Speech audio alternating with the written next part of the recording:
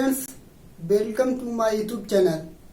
दोस्तों, भारतीय संविधान के श्रृंखला में हमने भाग 2 तक नागरिकता तक कवर किया है। भाग तीसरे को हम कवर करने वाले हैं, किंतु उसके पहले एक महत्वपूर्ण टॉपिक है जो कि राष्ट्रीय प्रतीक से है। दोस्तों, किसी भी देश के लिए जो उसका राष्ट्रीय ध्वज होता है उसकी आन बान शान होता है। ऐसे ही हमारे देश में हमारा तिरंगा हमारे देश की आन बान शान है। तो आज हम इस वीडियो में देखेंगे हमारे इस राष्ट्रीय ध्वज के विकास का क्रम क्या है, किस तरह इसका इतिहास है, किस तरह इसका विकास हुआ है और जो आज इसका स्वरूप देख रहे हैं कैसा है। तो चलते हैं इस वीडियो में। पहला है इसका जो स्वरूप आया 1857 की जब क्रांति हुई तो उस समय यह बात चर्चा में थी कि देश का एक राष्ट्रीय ध्वज होना चाहिए, किंतु 1857 की क्रांति समय से पूर्व यानी कि 31 मई को निर्धारित किया गया, किंतु 10 मई को ही प्रारंभ हो गया। अतः इस कारण से भारत का कोई एक ध्वज निर्धारित नहीं हो सका। 1857 की क्रांति के बाद लंबे समय के अंतर के बाद 1906 में अंततः एक राष्ट्रीय ध्वज जो कांग्रेस का दिखाई गया। वो पहला ध्वज था, प्रथम चित्रित ध्वज था। उसको कलकत्ता के अधिवेशन 1906 में पेश किया गया। 1906 का कलकत्ता अधिवेशन के जो अध्यक्ष थे दादा भाई नौरोजी थे। दादा भाई नौरोजी और इसको पेश करने वाली सिस्टर निवेदिका ने इसको प्रस्तुत किया। सिस्टर निवेदिका जो है विवेकानंद की शिष्या थी। और ये जो ध्वज था इसकी विशेषता क्या था जो प्रस्तुत किया गया, इसमें 3 रंग थे। कौन सा? लाल था, पीला और हरा।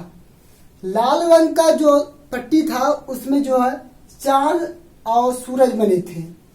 पीले रंग की जो पट्टी मध्य में थी उस पे लिखा था वंदे मातरम।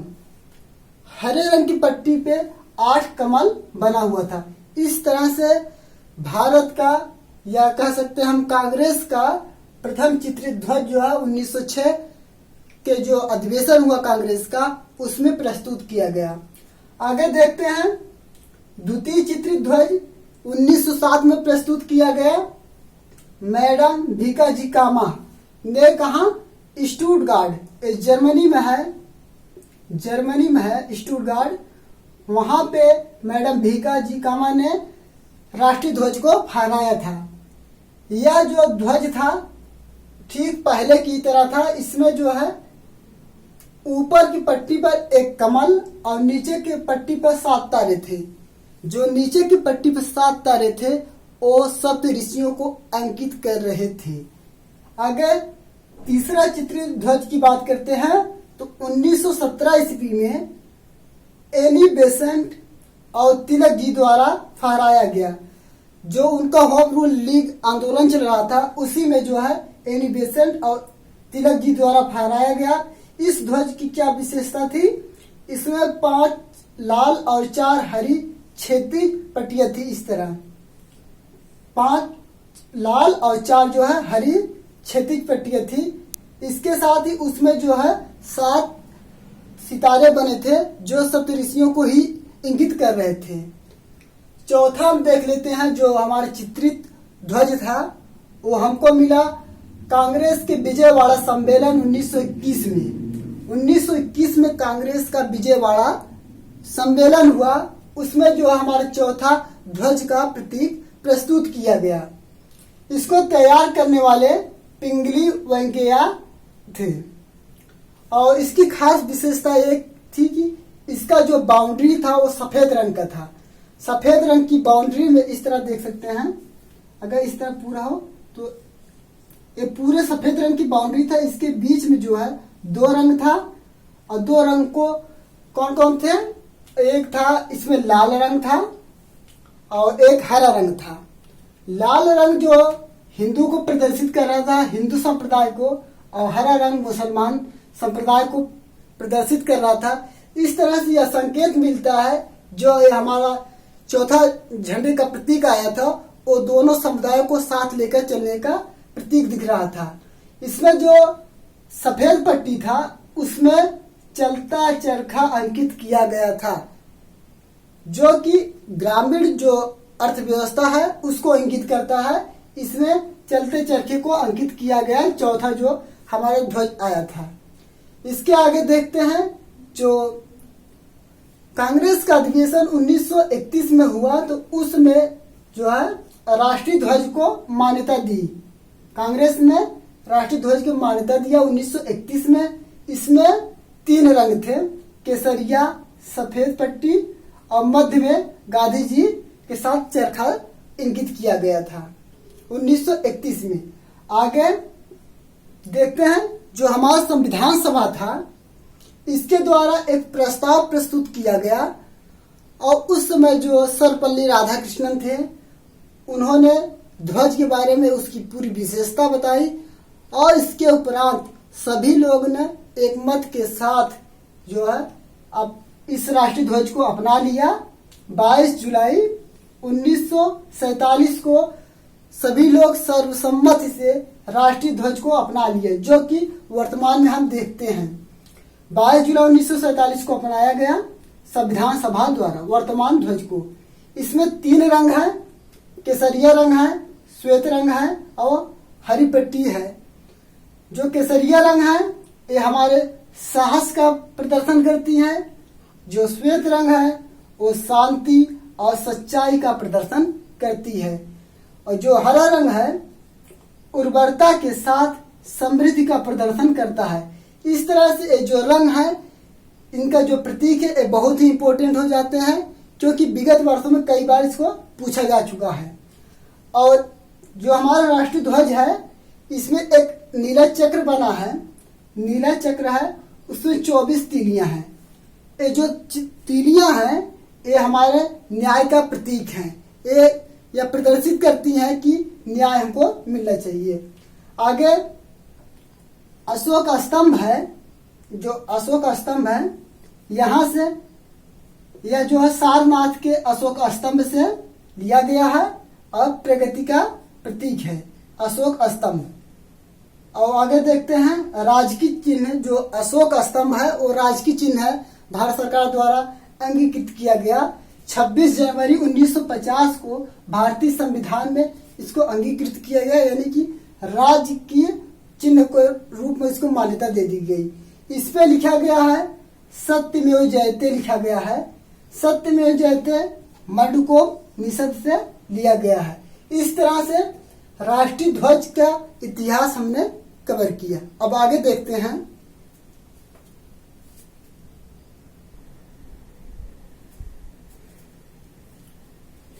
आगे हम जो है राष्ट्रीय गान देखते हैं।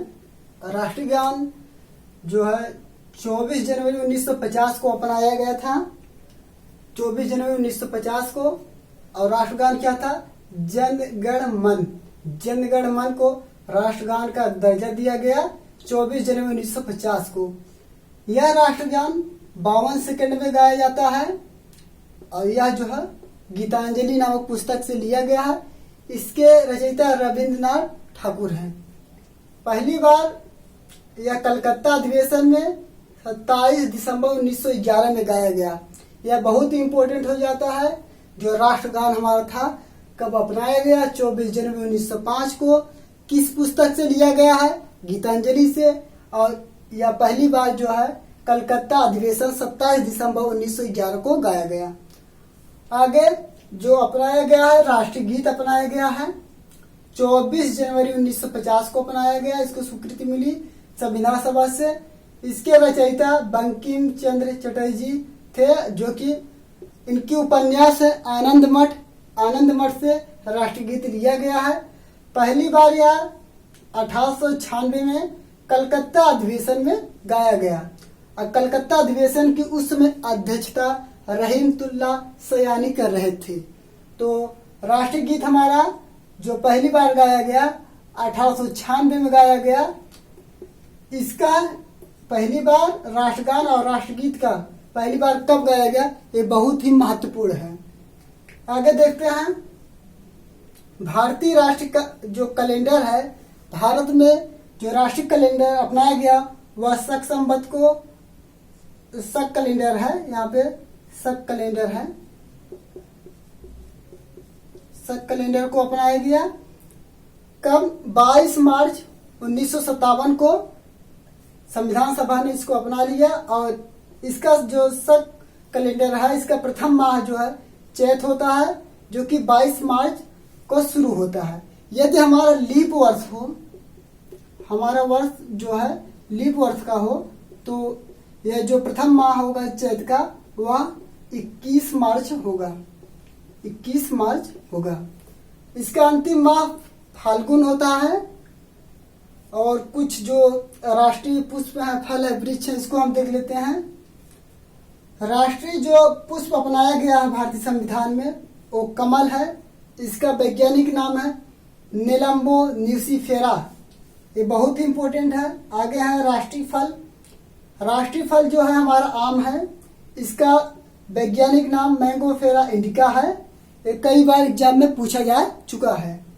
आगे देखते हैं राष्ट्रीय वृक्ष जो है, राष्ट्रीय वृक्ष जो है बरगद है। इसका वैज्ञानिक नाम फिकस बेंगालेसिस है। फिकस बेंगालेसिस है, जो कि हमारा राष्ट्रीय वृक्ष बरगद का वैज्ञानिक नाम है। आगे देख लेते हैं जो राष्ट्रीय पशु है बाघ है। पैंथेरा टाइग्रिस इसका वैज्ञानिक नाम है, पैंथेरा टाइग्रिस। ठीक, 1973 में बाघों के संरक्षण के लिए एक योजना बनाई गई है ताकि जो है बाघों का संरक्षण किया जा सके। आगे राष्ट्रीय जलीय जीव जो है डॉल्फिन है। डॉल्फिन जो है गंगा नदी में जो पाया जाता है उसी को बनाया गया है राष्ट्रीय जलीय जीव। इसका वैज्ञानिक नाम प्लेटिनिस्टा गैंगेरिका है। आगे देख लेते हैं राष्ट्रीय नदी जो है, राष्ट्रीय नदी गंगा को अपनाया गया है 2008 में। इसकी स्वीकृति मिली है, अंगीकृत किया गया संविधान में। हमारा राष्ट्रीय नदी गंगा नदी को माना जाता है। आगे देख लेते हैं भारत की पहली गणतंत्र परेड जो है 1950 को हुई थी, भारत की पहली गणतंत्र परेड। इसके अलावा जो राजपथ पे होता है परेड वह 1955 में शुरू हुआ था। और 1955 में इसके मुख्य अतिथि जो बने थे वो पाकिस्तान के गवर्नर जनरल थे मलिक गुलाम मोहम्मद। मलिक गुलाम मोहम्मद को राजपथ पर जो प्रथम परेड हुआ था 1955 में, उसका मुख्य अतिथि चुना गया था। दोस्तों, इस तरह हमने राष्ट्रीय ध्वज के इतिहास और राष्ट्रीय प्रतीक को देखा है। इससे जो है अनगिनत क्वेश्चन हमेशा पूछे जाते हैं और पूछे जाने की संभावना बनी रहती है। इसका हम पिक जो है अपने टेलीग्राम पे दे देंगे, जिसका लिंक इस वीडियो में मिल जाएगा। मिलते हैं नेक्स्ट वीडियो में, तब तक के लिए नमस्कार।